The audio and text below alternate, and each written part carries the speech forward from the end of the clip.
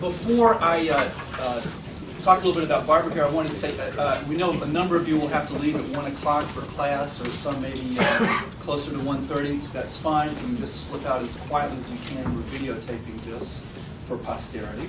So thank you very much.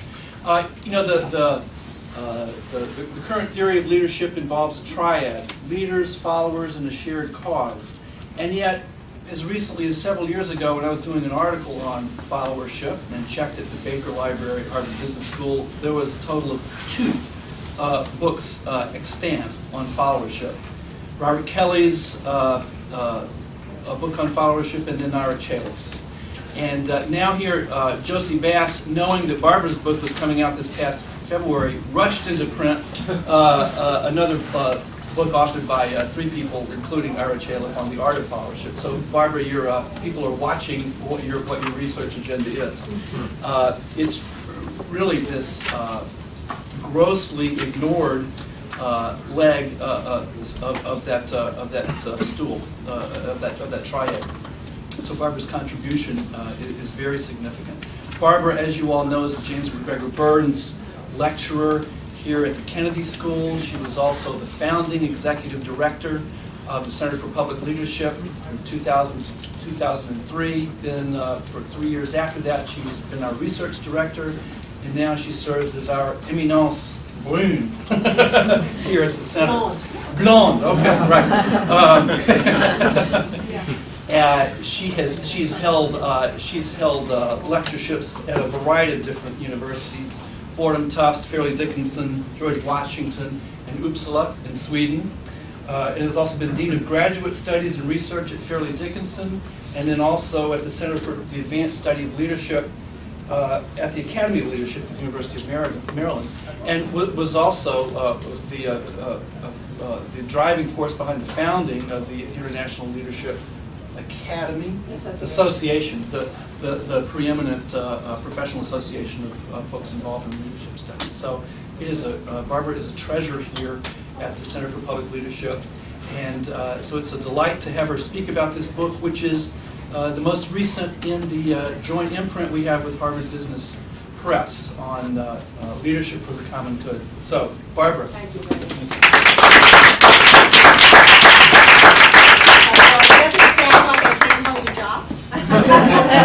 Poor woman. She's never been at one place for more than a few years. Okay, so let me see here what you guys can see. Well, first of all, those of you who won books, you don't have to read it. You stay here another hour, so you don't have to read it. Followership. I kid my students, those few bold ones who dare to take a course on followership, and I say, now, did you come to the Kennedy School to learn how to be a follower? And the answer is no. And I say, well, what are you doing here? This leadership thing has gotten out of hand. It's like I'm sort of biting the hand. Can you all see me? Or do you want me to? Is it okay? I'm sort of biting the hand that feeds me. But underlying my presentation today is the supposition that the leadership field, which in its current incarnation is about 30 years old, that is, Machiavelli did leadership, and Plato did leadership, and Lao Tse did leadership, but in its modern incarnation, this fashionable stuff is about 3 decades old. And I really have reached the conclusion that we have become leader-centric, fixated on leaders, and ignoring, for reasons that I never fully understand, ignoring followers, although we can talk about that. So let me take you, I'm going to talk for about, I can't really see that watch. I'm going to talk for about a half hour, and that's going to leave us about a half hour for conversation. Okay, so this is really sort of taking you very quickly through the book, but also making some arguments grounded in stuff that is really just a few days old. Key points. The web of leadership. Lauren gave you a triad just a few moments ago. I actually have a slightly different triad. It's the one I developed for a book called Bad Leadership. It is that there are three things in order to do a sort of mini analysis of leadership. You need to look at the leader, of course, and the context, of course, and the followers. So I call those three strands the thread of leadership, the web of leadership. But instead of focusing on all three, the field, as I said a moment ago, has become fixated on the one out of the three threads. Now, as I said, the reasons for this are kind of complex. I think a lot of it is about money. There's a lot of money to be made by conveying the message that we train leaders, this is something we do. It is, after all, by the way, no surprise that this developed in the United States. It's a capitalist enterprise. It's a leadership industry. I refer to it as an industry. A lot of people now make a lot of money in the leadership field. There is a fantasy that is the man on the white horse, very occasionally the woman on the white horse, that they're the ones that matter, and if you learn how to be a leader, you're going to be not only powerful, but you're going to be successful, you're going to get the biggest office. It's related to success in America, success in the United States, but it is incredibly misleading. And if you're a student of leadership, as I've been for a long time, you have drummed in your head that the leader-follower relationship matters. But you're always taught, as I just said, to emphasize the leader at the expense of the followers. And this is sort of what I did almost all my professional life until I wrote Bad Leadership. I realized when writing that book, you simply cannot do bad leadership without doing bad followership. It just doesn't work. And by the same token, you cannot do good leadership without good followership. So that's the premise on which this book was based. I figured, okay, nobody's really done it. And nobody has. I know Lauren mentioned a handful of other books, but they're basically designed, again, the way most leadership books are designed to tell you how to be a good leader. These other leadership books, and there are only 2 or 3 of them, are designed to tell you how to be a good follower. My book has some of that in it, but it's not about teaching you how to be a good follower any more than I tell my students, I'm here to teach you how to be a good leader. It's about coming to intellectually understand the importance of the role of the follower. And I want to just, it's like make believe you're an undergraduate, and then you'll get kind of the point of the exercise. Now, okay, this is like an immediate problem. How the hell do you find, you all know how many different people define in how many different ways the word leadership? 1 billion. So I realized at the outset, I damn well better define the word followers and followership precisely. One of the things you, I think, have learned when you're writing a paper, and certainly you know it if you're writing a book, you're in control. You can really set the parameters of the discussion. So I wanted to, among other things, break away from the idea that followers are, what's the typical thing that we think of followers as? Sorry? Okay, I didn't hear what you said. No, if you're a follower, you have no personality. Yeah, you're a sheep. That's that we in the United States anyway. We often hear that followers are sheep. You're a pathetic, timid, weak, insipid little wreck, and that's what I want to get away from. I want to get away from that notion. Because as I am defining followers, that is people without power, influence, and authority, they have always mattered than we generally understand, and they matter more now than they ever have before in ways that I'm going to be making clear. So, followers are subordinates who have less power, authority, and influence than do their superiors, and who therefore usually, but not invariably, fall into line. Followership implies a relationship between superiors and subordinates and a response of the former to the latter. These are definitions I put right up front in the book. They're actually in the introductory chapter, not even chapter 1, they're in the introductory section. So I stake my claim. These people are in subordinate roles, but please notice they therefore don't have authority. But notice right off the bat, it doesn't mean, by definition, they don't have power and they don't have influence. That's not what a follower, you can be a subordinate with power and you can be a subordinate with influence. You don't have authority by definition, but you can have the other two, and increasingly people are having the other two. Now, I want to say one other thing. This is how anti-leader I'm becoming, or anti-leader-centric I'm becoming. Throughout this book, if you ever do read it, you're going to notice another relationship that is enormously, I wouldn't say it's underemphasized in the leadership literature, I'd say it doesn't even exist in the leadership literature. Leaders are less important than we usually think they are, because a lot of followers pay almost no attention to their leaders. But they typically do pay attention to their peers, to other followers. So a relationship that you guys, if you're going to understand this power dynamic that happens in groups and organizations, it is an incredible mistake, really intellectually a mistake as well, with obvious practical consequences, to think of these people down here and those people up here. Often those people up here are ignored, discounted, whatever, or increasingly, as I will, if I have a chance, we'll get into what are these new socio-political movements, they're simply circumvented.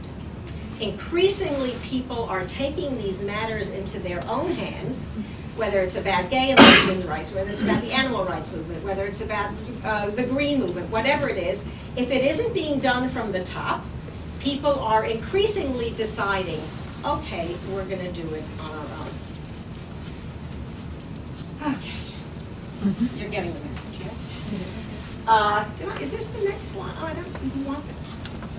I don't know. Should I do this now? All right, okay. The few people who have written about followership, which, as Lauren said, is all of two, really, leaving aside the last edited collection, which has very short little snippet essays. Everyone who has looked, that is, those handful who have looked at the subject, realizes that it's dopey to talk about followers as if they were one sort of blobby mass, just as it would be dopey to talk about leaders as if they're all one whatever mass. So I, after surveying my own universe, again, you're queen of your own book, in this case, 14, I decided to keep it simple, stupid. I divided followers according to only one criterion, that is their level of engagement. You can divide followers in other ways. I'm not saying this is the only way. For example, you can divide them according to how they feel about the leader. Do they hate the leader, or do they love the leader, so forth and so on. For a range of reasons, I divided them only into these 5 different types by level of engagement. So you can look at them now, but I will talk about them more later on. Okay. Okay. Any of you remember seeing this ad? Yes. This ad was for 7 years the ad of Audi or Audi, depending on if you're German or not, of America, of this very amazing car. And it sends the message that, as I argue, certainly the leadership field sends, implicitly, if not explicitly. It is a good and wonderful thing, as we said earlier, to be a leader, but heaven forfend, you're a follower.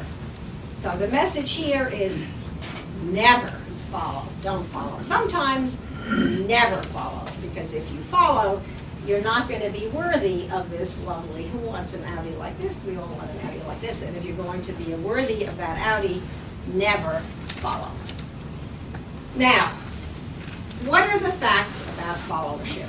Well, I argue that they have always been more important than the leadership field generally gives them credit for.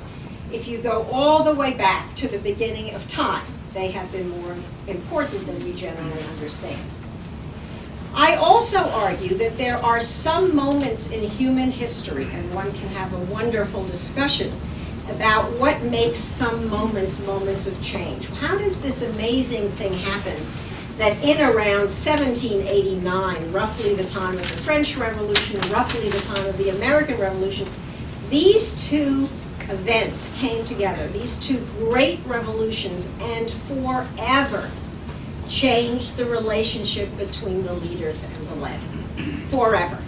Things were never the same after these two great changes in time. Another year you could look at is 1848. Now there, I see some of our students in this room, and you're not allowed to raise your hand. There are two great publications that came out in 1848.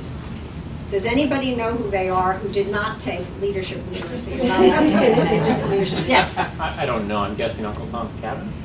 Not quite. That was a little bit later, but that's a great exam. By the way, it belongs in leadership literacy. So thank you for it. Happens not to be what I'm thinking of, but it's a great guess. Anybody else? What was published in 1848? Anybody ever heard the phrase "workers of the world unite"? Yes, the Communist Manifesto. Think of the followership implications of workers of the world unite. Think of that. That document, which took a while to make its impression, workers of the workers unite, followers take charge, followers take the lead, followers overthrow capitalists. Something else, 1848, again, this amazing zeitgeist. Do you know that word zeitgeist? It's like zeit meaning, it's a German word for time, and geist is like spirit.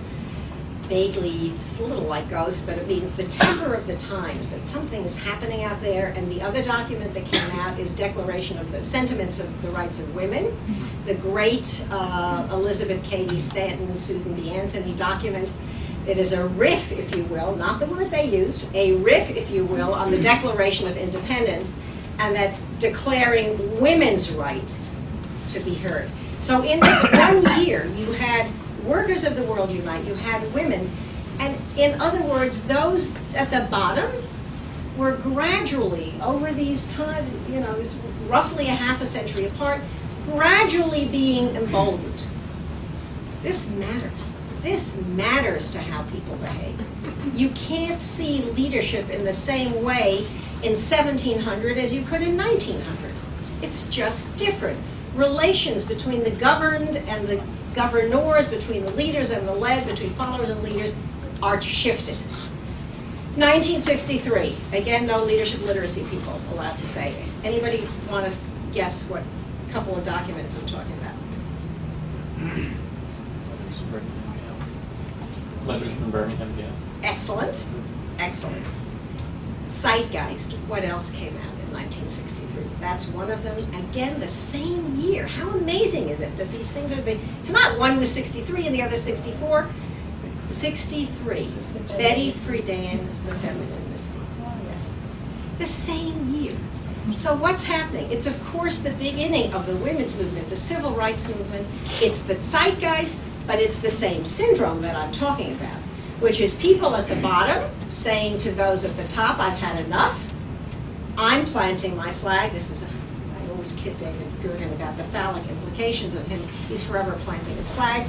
That phrase. But this is women and suppressed people, oppressed people, planting their flag and saying, I've had enough. I've had it. It's my time. It's my time. And if you think of that moment in time, it's the same thing. So, in the book, I talk about two changes more recent than any of those. Since the book has come out, which is like all of 2 months, I've actually become enamored of, you know how you write something and you go, oh my God, I'm so clever, I didn't realize it. I've become particularly enamored of one of my two, which I just am stupefied by how important this is, and I will say more about it. For the moment, I'll stick to two, the two that I talk about in the book, and I give them kind of equal weight in the book. But as I said, I think one is sort of running away with things in ways that even I didn't know a few months ago. So this is the world the 60s made. So I just had a student in my office maybe an hour before I came. It's not a student I've ever had, never been in any of my classes. He's connected to one of you sitting in this room. And he's sitting there for 5 minutes, and he says to me, can I call you Barbara? So what do you think I said? No. I actually said yes, which is fine, of course, those of you who know me a little. It is fine to call me Barbara, but it was the kind of thing, when we think of the changes that have taken place since the 1960s.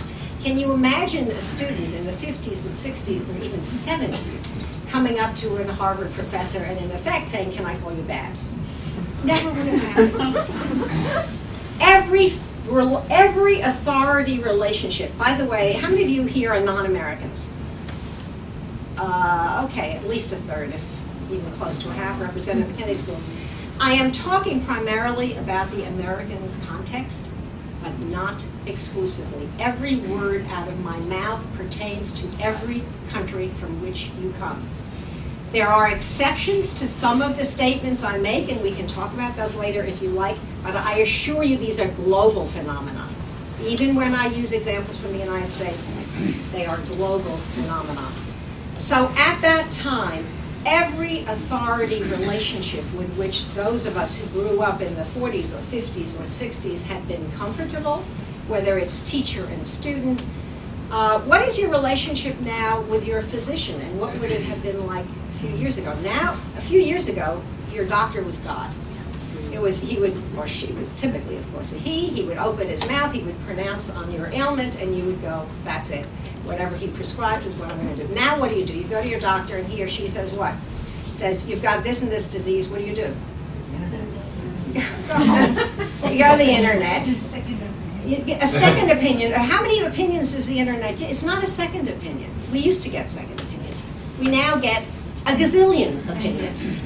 The doctor's voice is only one. All those authority relationships, all this notion of the well-behaved person deferring to the person up there, that changed, and that changed in this era in particular.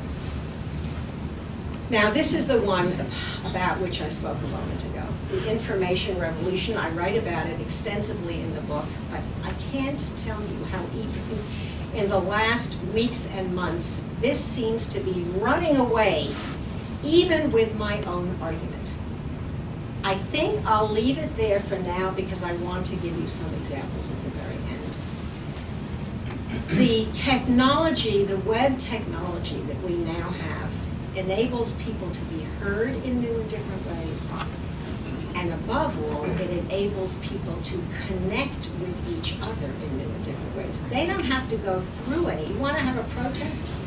Any place, you don't have to go through any place. You don't have to figure out, geez, how am I going to connect with people at the other end of the city?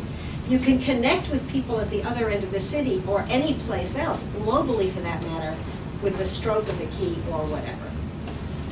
And it is turning out that that capacity is emboldening followers, that is, followers as I am defining it, people without formal authority, so much that leaders are increasingly, instead of setting the agenda, they're increasingly being reactors rather than actors. And again, I'll give you some examples. Okay, a couple of leaders living dangerously. Part of my argument is that leaders who used to be nearly untouchable, we want to throw them out now. They give us good cause. This is a guy, you probably know the story, most of you. People didn't like him anyway. There are many examples of, apropos, I'll get to Larry Summers in a minute. People didn't like him anyway. There's a misstep, as there was in his case, some question, no big deal. He was involved with his girlfriends a little bit, financial, who knows, but not a big deal. Within hours, the Staff Association of the World Bank had said the guy has got to get out. Hours, I don't mean days, weeks, months, within hours, they said he's got to get out. So as you can imagine, he says no. You must be kidding. He's thinking, well, they must be joking. Well, they're not joking. And gradually, I described this somewhat in the book, gradually he had no choice. Very analogous, by the way, to Larry Summers. And to many others I could name, by the way. By the way, one other insane mistake. How many of you followed, for example, Governor Spitzer, New York? Almost everybody knows that story. One crazy mistake many of these people make is to leave technological footprints. You know, okay, where's your cell phone records, where's your text, you know, you can be tracked down with some of this stuff. A guy named Harry Stonecipher, anybody know that name? He was the head of Boeing, the CEO of Boeing. He fell in love with a woman in the workplace, made the mistake of sending her passionate emails on the company email, and they were tracked down, and when somebody heard about it, within hours, the board said to him, you gotta get out. So if you're gonna screw around or whatever, you might not wanna leave footprints. These two women also, you all know about Carly Fiorino, and there's her counterpart, Patricia Dunn, ousted at Hewlett-Packard. This is such a good case. There's no one here from my followership class. I don't blame them. Why would they want to hear this again? You want to know what's going on with followers in this country and in the world more generally, you can do no better than studying carefully the case of Lawrence Summers, the former president, of course, of Harvard University. People didn't like him very much. One set of words out of his mouth, people pounced on it. Emails would never have happened without email. Faculty, who are not, it's not that they're powerless, but they don't normally run things. They get together and relentlessly, he apologizes 10 times. I'm so sorry, what a fool, I should have never said it, I'm sorry, I was an idiot, I love women more than I love men, they're smart, you know, he tried over and over again to fix it, no fixing it. It was too late. Is it a horse that lets out of a barn? Some animal gets out of a barn, it was too, couldn't put it back in. The inmates took over the asylum, and they pushed him out. And this happens with a frequency that is unimaginable recently. Okay, type 1. Isolates are completely detached. You can all read this, right? They do not care about their leaders or know anything about them or respond to them in any way. Their alienation is nevertheless of consequence. By default, by knowing nothing and doing nothing, isolates strengthen still further leaders who already have the upper hand. This last line is more important than I can begin to convey, because we have the impression, and it applies to the next type 2, we have the impression that people who do nothing, followers, whether in organizations or in a country or whatever, people who stand aside and do absolutely nothing are have no impact. I promise you, they have an impact. The impact is to support the status quo. Don't ever make the mistake of assuming that followers who do nothing don't matter. They do matter. Okay. I'm sorry. Yes. Couldn't that be seen as You're another? interrupting? Recall inviting into yes, what is that? Yes, Tom. Could they also, the isolates, be seen as not strengthening the hand, but weakening the hand of the leader because they are ballast or the passive aggressive, you know, they're hindering the progress of the organization? You know, a lot of time leaders are very happy to just be quiet. Just, I don't want to hear from you. If I don't hear from you, I can do what I want to do. In a perfect world, leaders engage followers and they want to align them with their mission, their tasks, and so forth and so on. But believe me, a lot of the time in the real world, leaders are very happy to say, I don't want to, as long as they're not bothering me, it's just fine with me, I can do what I want to do. Okay, I'm not going to go into this simply for lack of time. Type 2, bystanders, observe that they do not participate. There's a difference between the isolate and the bystander. They make a deliberate decision to stand aside, to disengage from their leaders and from whatever is the group dynamic. This withdrawal is in effect a declaration of neutrality, and again, that key last sentence, that amounts to tacit support for whoever and whatever constitutes the status quo. So these are just two pictures. The chapter in the book on bystanders is not on those who are normally written about. Normally, of course, the Holocaust is, or whatever happened in Nazi Germany is explained through Hitler. Then if you're not looking at Hitler, you're going to look at those immediate, Hermann Goering or Joseph Goebbels or Albert Speer or a host of others. Or you're going to look, there are a few very good books on the actual perpetrators, people who actually did the killing. This chapter looks at a different group altogether, those who did nothing. They went about their business. Here, this is a picture taken, this is the night of this scary pogrom called Crystal Night. when many Jews finally realized, oops, I better get out of here. And most Germans, it did nothing. The bystander, very important player in our collective life. Participants are in some way engaged. I want to read to you something that just came out today. They clearly favor their leaders and the groups and organizations of which they are members, or they're clearly opposed. In either case, they care enough to put their money where their mouths are. That is, to invest some of what they have to try to have an impact. The case I go into in the book is the Merck-Vioxx case. How many, do you all know what I'm talking about? I'm happy. Vioxx is a drug. Merck is one of the great pharmas in the world. Vioxx is a drug that was put on the market in 1999. It turned into a mega,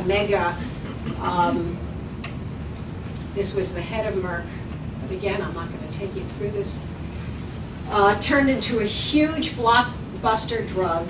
Merck is so eager to have the drug that it ignores warning signs, ends up in over 47,000 product, that's just a humongous number, trust me, product liability lawsuits because it was found that Vioxx in some patients caused strokes and heart attacks.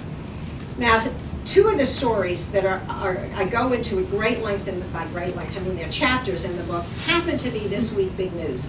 This is one of them. You can find on your, if you are interested in Googling it, the Vioxx story is by no means dead, but the point that I make in the chapter is, if you want to understand what happened with Vioxx, you cannot look to the CEO of Merck. Here's where you look. This was a drug developed and driven by Merck's researchers and scientists. They're what Peter Drucker called knowledge workers, people without a lot of authority but with considerable power and influence. And the story of Vioxx is the story of these mid-level people, these experts, these knowledge workers that drove this. The CEO at the time, Raymond Gilmartin, unlike his predecessor, was not a doctor, was not a scientist. He's going wassa, like doesn't even know what's going on, and these people are just driving the drug, including, by the way, ignoring early warnings from the FDA. Okay, am I talking too fast for all of you? Okay. Activists. They feel strongly about their leaders and they act accordingly. They are eager, energetic, and engaged because they are heavily invested in people and process. They work hard either on behalf of their leaders or to undermine and even unseat them. I said there are two stories in this week's news. What do you think this one refers to? What do you think I wrote about in the book that this one refers to? Can anybody guess? What's big and who's visiting? The Pope. I argue that what has happened in the Catholic Church in recent years, particularly I use as a case in point in the Boston Archdiocese, is not about the Pope and not about the bishops, but about dedicated Catholic lay people who formed a group called Voice of the Faithful.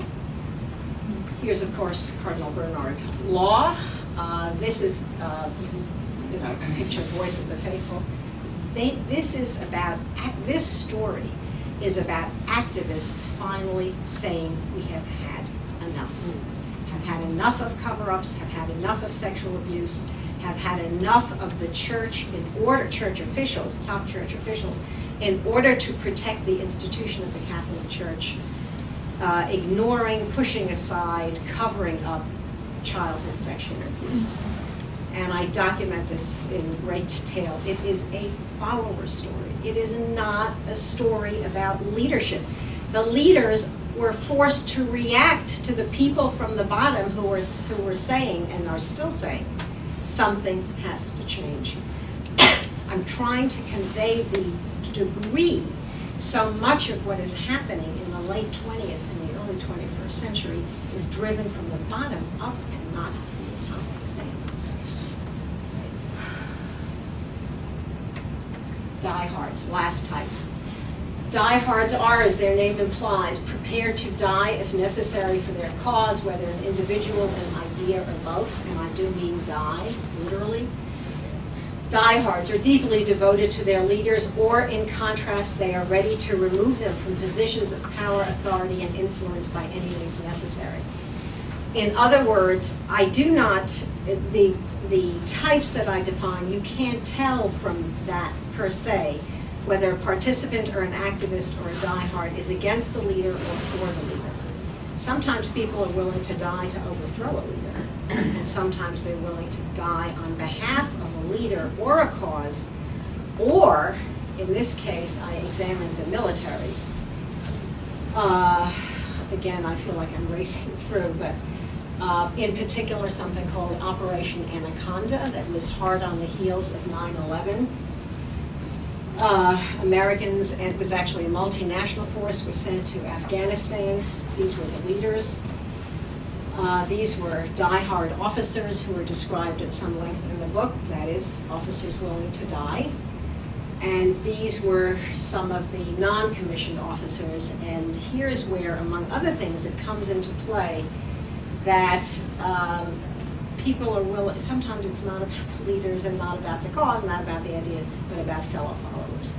And you have descriptions of military people going back into the line of fire, not to rescue a leader, not because they thought long live the United States, but to rescue those they considered in effect their brothers.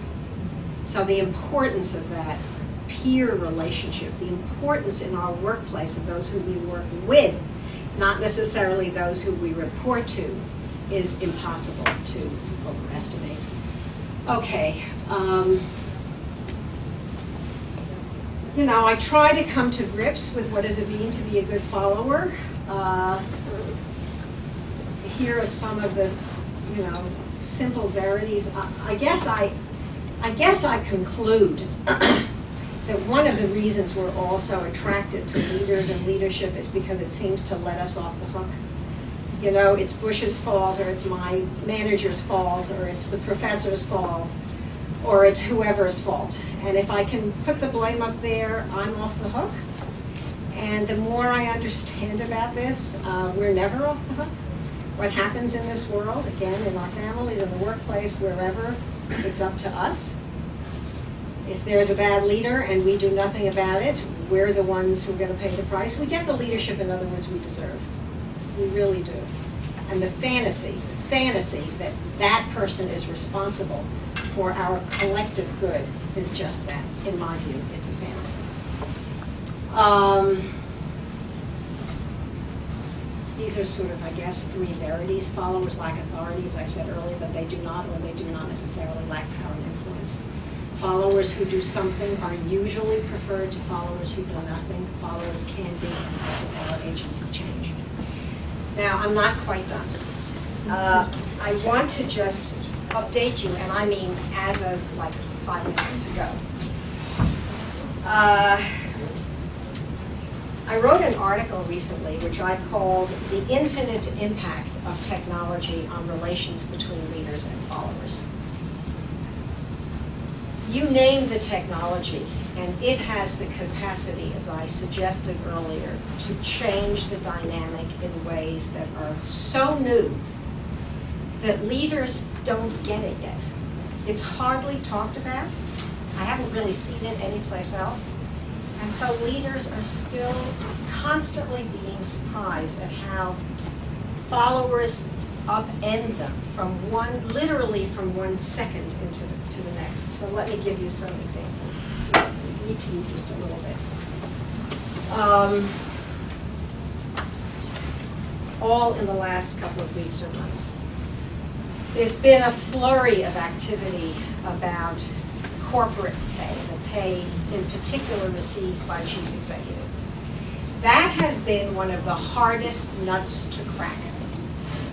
Only now are we seeing, and we are seeing it, by the way, there's a very good book, if you're any of you at the business school, or any of you interested, by a Wall Street Journal reporter called Alan Murray, and it's called Revolt in the Boardroom. And he talks about how CEOs who until recently, until a few years ago, kind of could do whatever they wanted, and their boards let them get away with whatever they wanted to do, those days are coming to an end, have come to an end. Boards pay much more attention. Shareholder activists pay much more attention. CEOs have to be far more cautious about the various constituencies around them. Shareholder pay, as I said, CEO pay has been one of the hardest nuts to crack, but increasingly just this week, there was a whole Wall Street Journal section on how different constituencies are starting to press CEOs to give up some of the enormous dollars they earn. Venezuela, anybody from Latin America here? Okay, hi, yes, I know you. As you know, Hugo Chavez has been called a dictator, a dictator, a dictator. We all know that. Very recently, students had finally had enough. They finally said no. He wanted to change the Constitution to allow him to stay another year. Let me just read you this one line.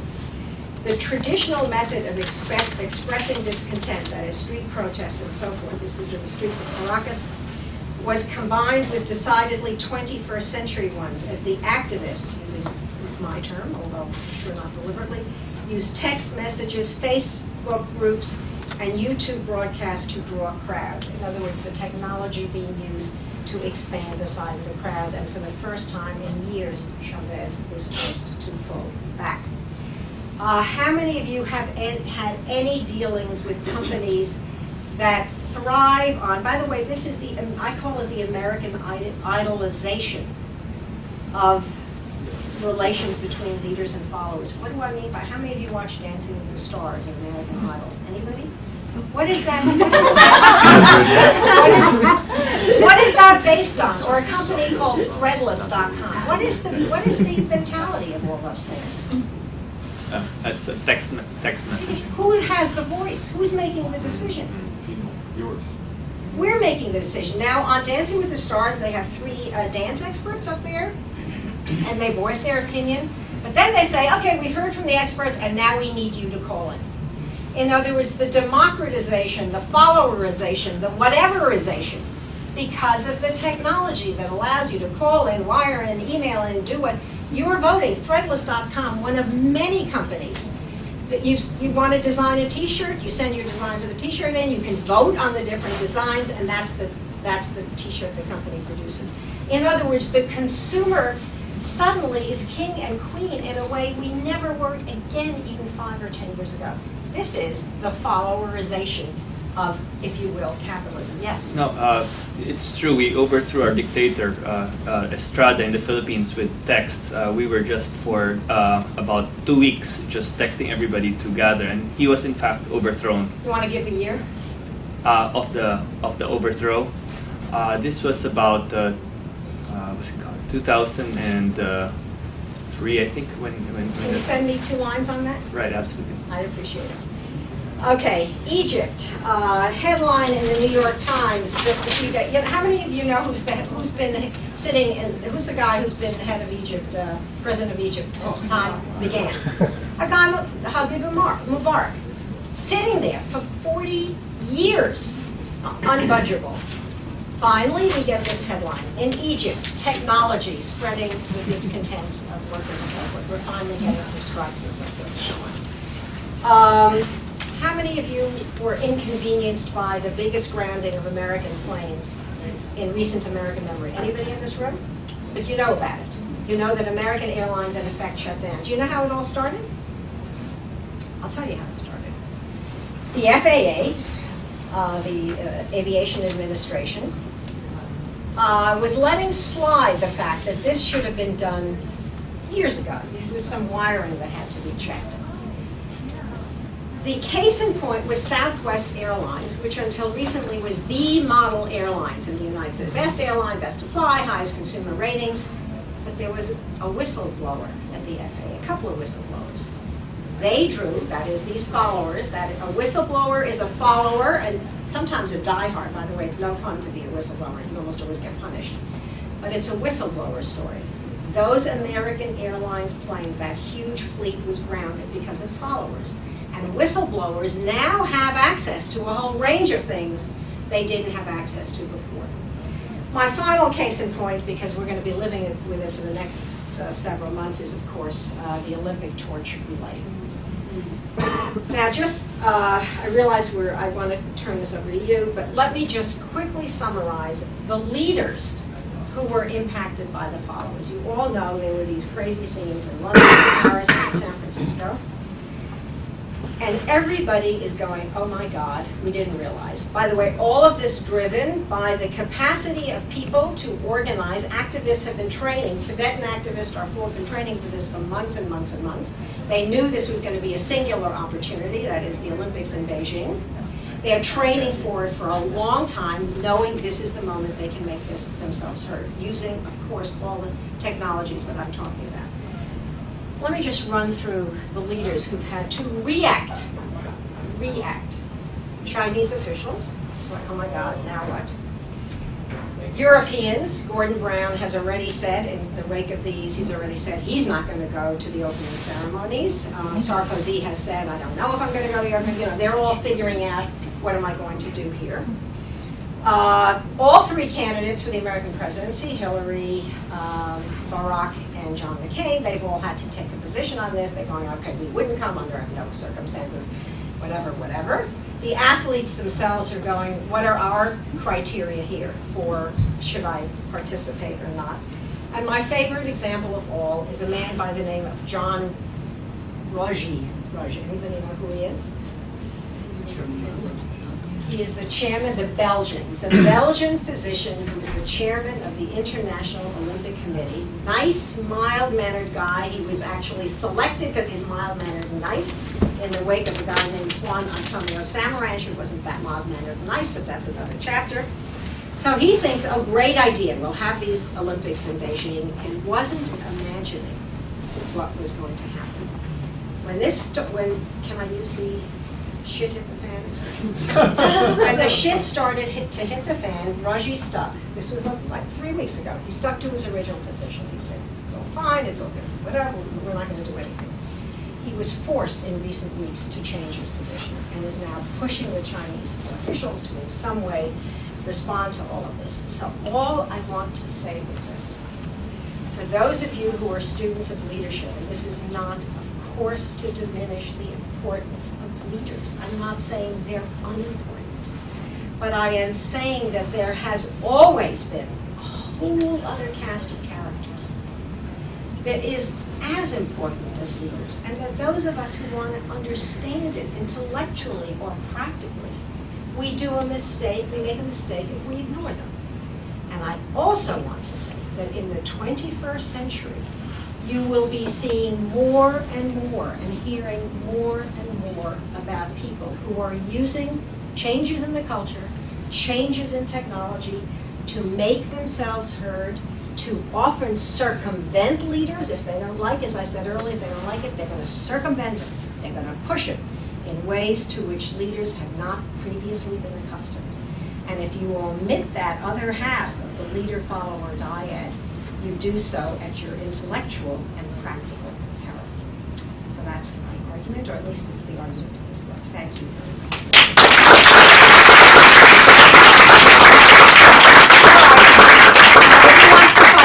Who wants to fight? I got one woman. She's ready for a fight. A cat fight is what we call it. Other than the technology factor, is there I'm sorry? Other than the technology factors, is there other factors that can promote, as you say, good followers, other than bad followers, that it can turn like inactive people into participants? You know, I think technology is much of what I do is value-free. I'm not one of the, to me the word leadership is value-free. I don't say, oh, to be a leader is necessarily to be a good person. To be a follower means you can be good or you can be bad. I make no value judgments about any of these things. I would say that I think the fixation on leadership has, as I suggested earlier, and we see it in schools, we see it in large organizations, the business, God knows, business schools, has contributed to a culture in which the rest of us feel we don't really have to do anything. And I guess I would argue, and as I argue so often, that step one, before you can take action of any kind, you've got to kind of get it. You've got to kind of understand that you potentially have the power to do something, even if you're not in a position of authority. And you start to get strategic about these things. You figure out, okay, everything's aligned against me. I'm kind of low on the totem pole. How can I create change from where I stand or where I sit? So I guess I would argue that the first step toward encouraging good followership is an intellectual awareness that this stuff matters and not this constant fixation on those at the top.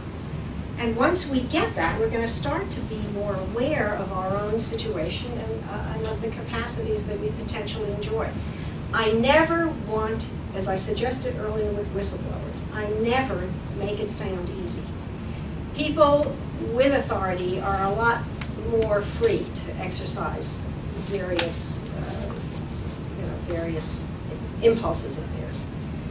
But it doesn't mean that those of us who don't see ourselves obviously as in a position of some power, authority, and influence are therefore powerless or influenceless. And the more we begin to viscerally understand this, the more we, I think, will act accordingly. And some of this is a throwback. Those of you who are of a certain age will remember that American schools used to teach like civics courses or citizenship. Leadership, in a way, has become sort of now the new phrase.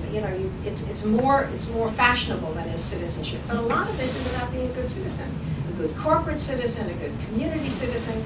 It is about exercising your right to speak up and to be heard, and to be strategic about it, and to not just assume that what happens is up to them.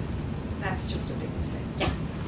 I was just wondering, using the term leadership, you define it as authority, why not just use the term authority and talk about authorities? And I understand because it balances with followership, Yeah. but it seems like within all of these movements you're talking Have you taken about. Ronnie Heifitz's course? No, I haven't. Oh, God, oh, really? You're still saying that? Uh-oh, I'm lost. There are many people, most people in my field, that is the academics, make these constant distinctions. I don't. I keep it. If you look at, I do a lot of writing, and I now actually blog on a regular basis on the harvardbusiness.org website. And I keep my language very simple. I want to keep my language so simple that anyone who's reading me from I don't want my language to be Kennedy School-esque or Harvard-esque or leadership-esque. I want it to be like the New York Times, like an ordinary newspaper, ordinary whatever. And I find in this room I really make distinctions between power, authority, and influence. But mainly when I write for a larger audience, and I just use the words leadership and followership without getting hung up on values, without getting hung up on the distinctions among the various things. I guess I asked that more because it seems like all these followerships, the movements of followers, Yeah. actually contain a leadership and a You kind mean of within them? Within them, yeah. And so the organizing component within those. Absolutely. I'm just trying to think about Absolutely. how to capture that. It's a great and important point you're making, and what I'm saying isn't against that at all. I'm not saying these are somehow magically, leaderlessly coming together. They absolutely have their own leaders, but they're, if you're looking at Venezuela, they're student leaders. They're just people like whoever, where did this come from?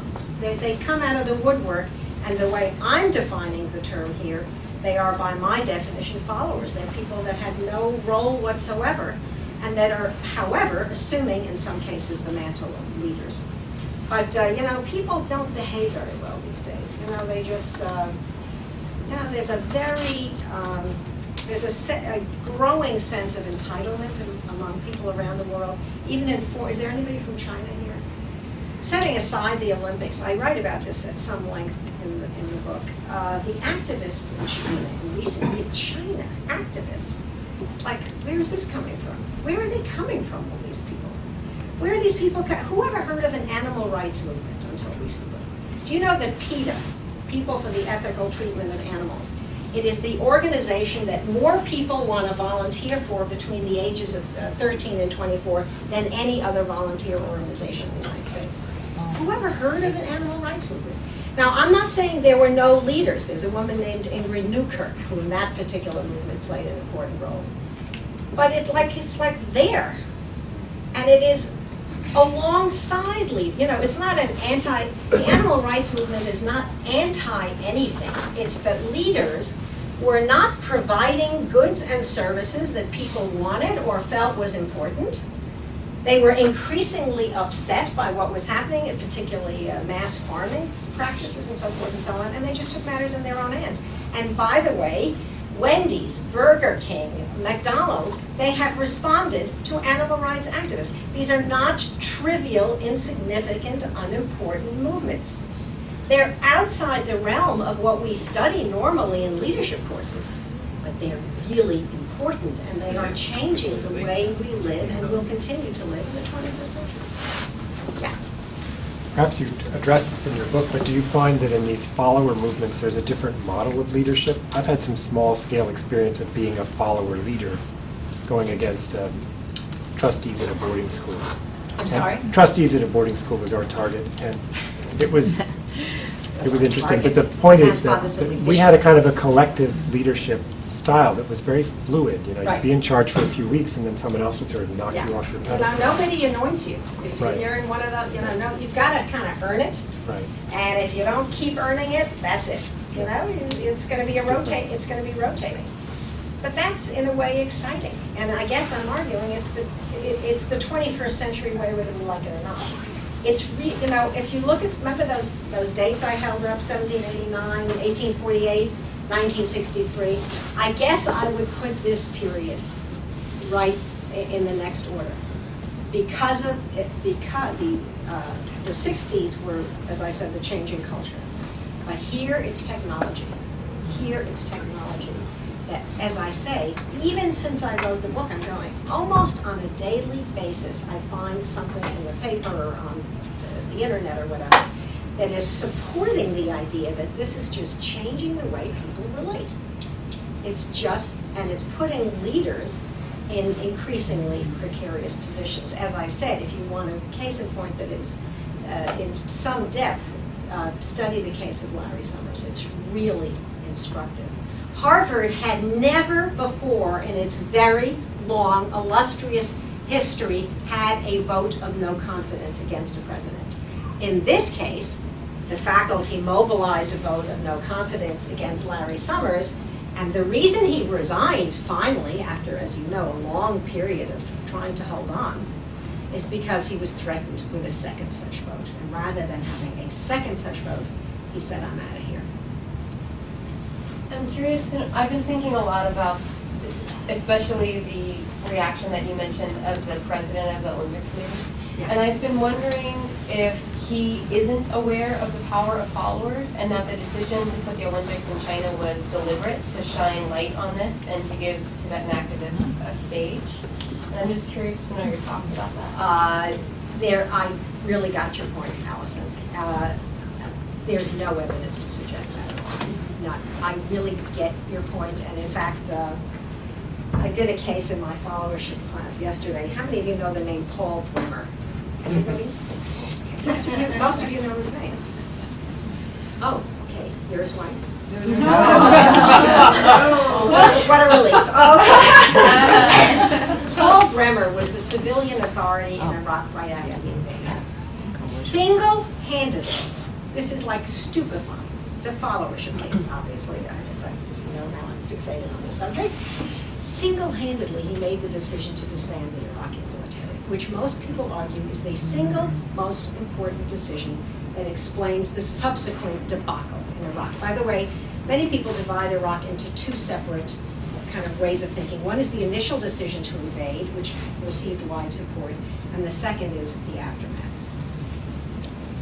Paul Bremer took it on himself, and I'm thinking of it, Allison, because somebody yesterday came up with exactly what you came up with, which is, isn't it possible, because the story is that Bremer he's never even been in the Middle East.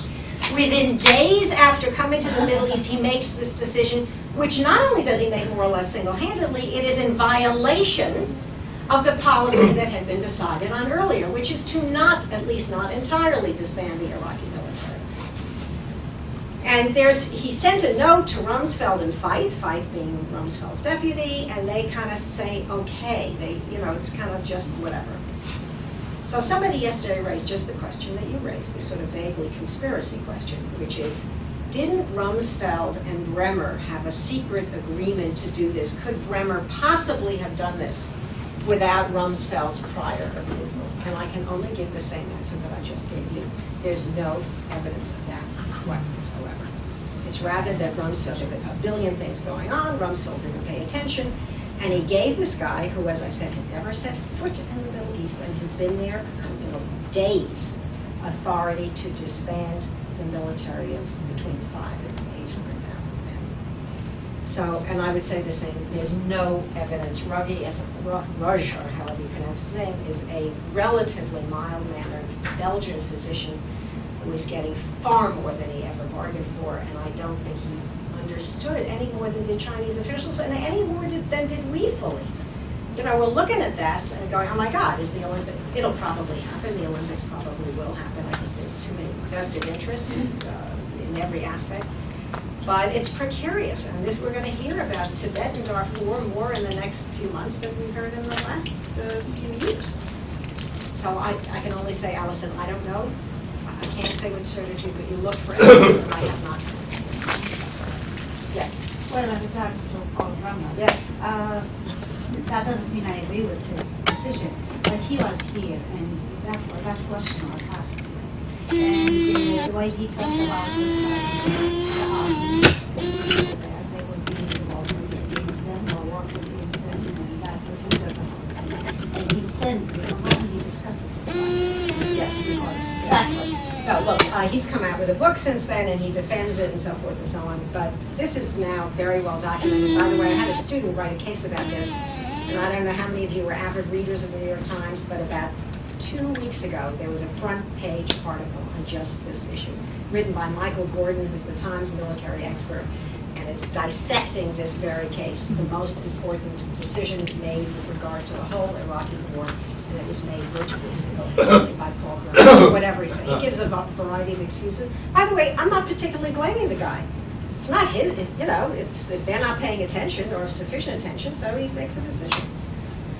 So, yes. Sorry, I don't know all your names. Yes. I'm Sarah, and I had a question about what are kind of the boundaries of followership. So when do followers actually move into what you define as leaders? And the example of PETA is one, or in this country and other countries, organized labor. Right. I mean, do you still define them as followers, or is there a certain point where? The answer is that I honestly don't get hung up in those distinctions. If you were a student of mine and you did a case study of, let's say, the animal rights movement, and you said, this is when so-and-so, Ingrid Newkirk, or any movement or anything, really stopped being a follower as you're defining it and moved into a position of leadership, I would say fine. That's all fine with me. I don't, as I said, I try to keep it simple, stupid. I mainly want to make the point that people that we don't normally think of as having any impact are having a lot of impact and have always had a lot of impact. And if you want to say to me, after a certain amount of time and success, this person really does, or these people really move into leadership roles, Godspeed, fine. I don't cling to this stuff. This is all fungible.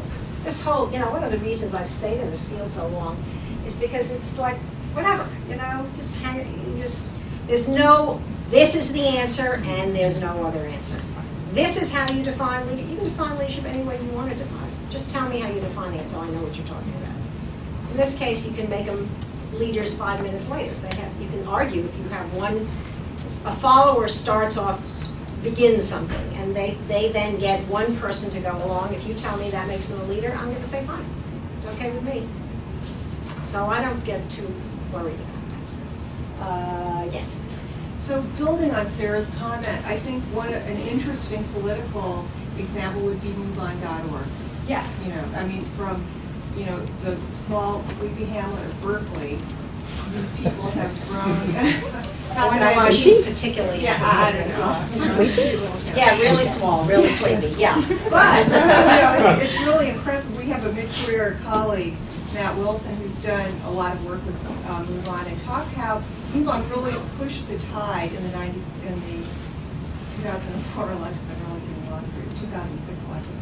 And that to me was really a stunning realization about the intersection, both of your view of the technology improvements and the sort of political will of great numbers of people who can be motivated and mobilized through that medium. Right. I just want to make one piggyback comment on this area. As you all know, in this country, the question has been raised, if everybody's against Bush and against the war in Iraq, why haven't there been protests? Like, where is everybody? The downside of technology, one of the downsides, is that much of this energy is being moved through it. People will sit home, I can type in on my rage. I don't have to go outside, I don't have to leave the kids, I don't have to not go to a movie. I can type it all in. And a real question now, Thomas Friedman, the writer for the New York Times, has called this generation of college student undergraduates the Q generation, the quiet generation. Why aren't they protesting this and that? Why are they so well behaved? One of the explanations that those of us who look at these things come up with is they're doing stuff, but they're doing it on their computers.